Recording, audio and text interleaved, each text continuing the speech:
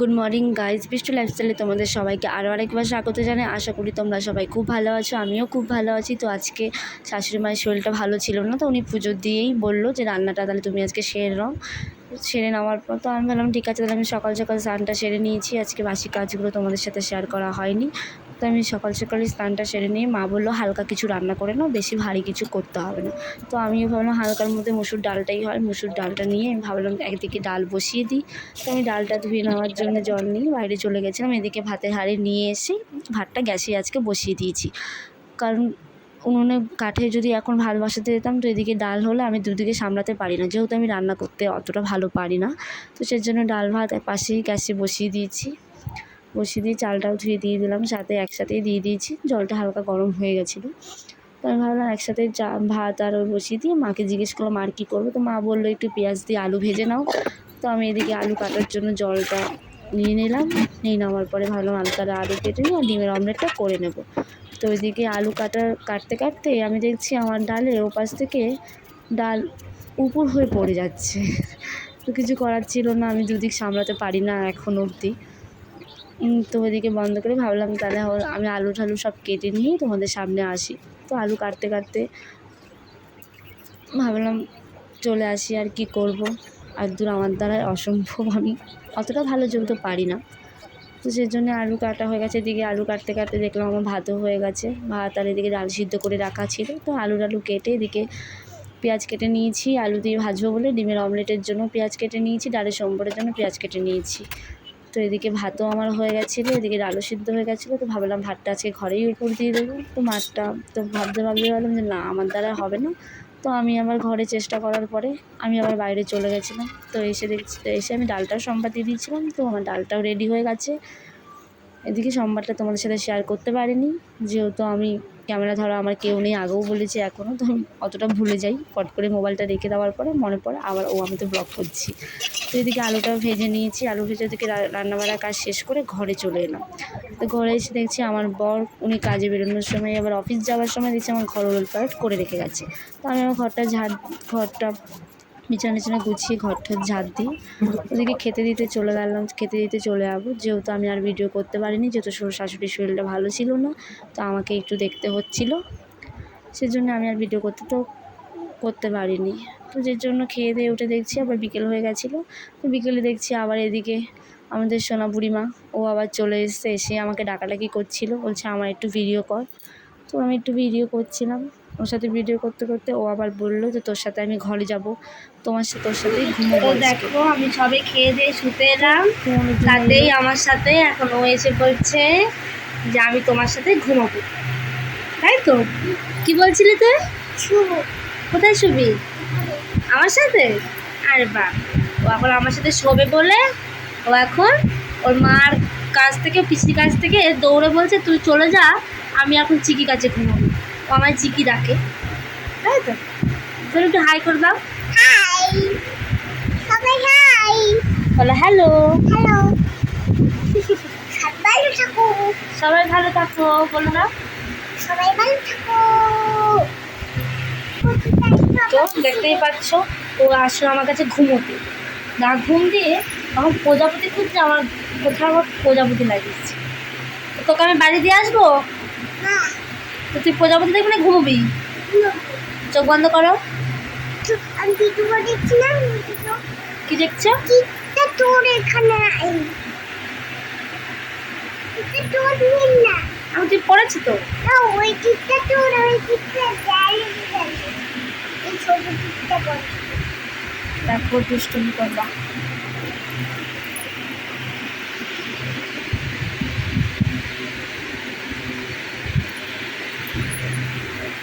ও আমার কপালের টিপটা দেওয়ালে লাগিয়ে আমাকে বড় একটা টিপ করছে। এটা ভালো লাগছে আমার, এটা সুন্দর।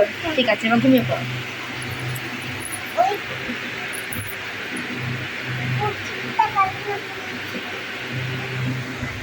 তুই আমার কাছে কি ঘুমোতে এসছিস? আমার কাছে ঘুমোতে এসছিস? তাহলে ঘুমো, যদি ঘুরে যাও। তুই এখানে তুই দেখছিস না, আমিও দেখছি। সবাই রাখো, আমি এখানে চিকির সাথে এখন ঘুমাবো।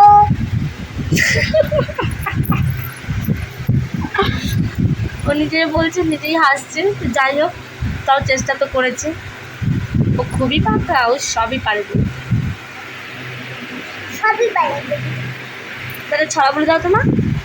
এডি সিডি বলে না, ও জনি জনি বলে দাও। জনি জনি এস পাপা নিতিন sugar no papa telling lies no papa open mouse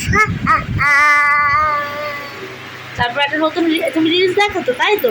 reels বলে তো, যতই তুমি যতই তুমি তুলা ইরা মাতা পানি কোটা টাকা এই গানটা মাদু ফোনে দেখছিল ওইটা, মধুর ফোনে দেখেছিস এই গানটা? না, এই গানটা করবে না। এই গানটা ফোনে দেখেছি। পানি কিলো লেটা না মা,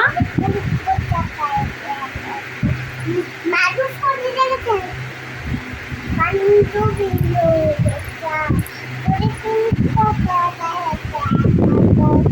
পানি কিলো লেটা ওরে তুমি কোটা যাই হোক, আজকে রিলস দেখে ও খুব তাড়াতাড়ি মুখস্থ করে না সব কথাবার্তাগুলো। মানে সলিড। তুমি অন্য একটা গান করো। যতই তুমি ভালোবাসো বাহানা করো না। তুমি চোখের ইশারা তুমি চোখের ইশারা দেখো ওর বানানে কাটে কাটে বাস্তা রে তারে তারে বাস্তা রে। চলো ঠিক আছে, তো গাইস এখন আমি রাখছি। যাই হোক, এখন আমি বাই বলছি। ওখানে একটু ঘুমো, তো ঘুমাবে না, ও আমাকে সারা রাত এখন ঘুমে আমার ডিস্টার্ব করতেছে একমাত্র। তখন আমার কি কি বল ও এখন ঘুমাবে না, তো আমি ওকে দিয়ে আসতে যাচ্ছি। যাই হোক, ও যাবে কি যাবে না তার নিয়ে একটু দিয়ে আসছি, কি হবে তাই না, ওকে দিয়ে আমি একটু ঘুমাবো। তারপর আমার দোকানে বিকেলে আমার দোকান আছে। তো যাই হোক, আবার দেখা হচ্ছে আমার দোকানের সাথে। Bye bye. তো ও আর থাকলো না, ওকে আবার এখন ওর বাড়িতে দিয়ে আসতে যেতে হচ্ছে। দেখো, চলো চলে আসছিস এখন আমার সাথে বাড়ি? হ্যাঁ কোথায় যাচ্ছিস? বাড়ি হয়ে গেল আমার সাথে ঘুম? হ্যাঁ তো চলো, তোকে এখান থেকে ছেড়ে দেবো, তুই চলে যাবি? না দিয়ে আসতে হবে। আমি জুতো পরিনি। তো কোথায় দিয়ে আসতে হবে? ঘর অবধি? হ্যাঁ ঠিক আছে, চলো পাকা চলে চলো, তোকে আমি দিয়ে আমাদের কাছে ঘরে যাবো। আমার এখন রাখছি, বাই বাই করে দাও মা, আমার বাই করে দাও। বাই। তো ওকে দিয়ে আমি চলে এলাম, এবার চলে যাচ্ছি আমি ঘরে। আমি একটু ঘুমিয়ে নিই, ঘুম থেকে উঠে আমার আবার দোকান আছে। তো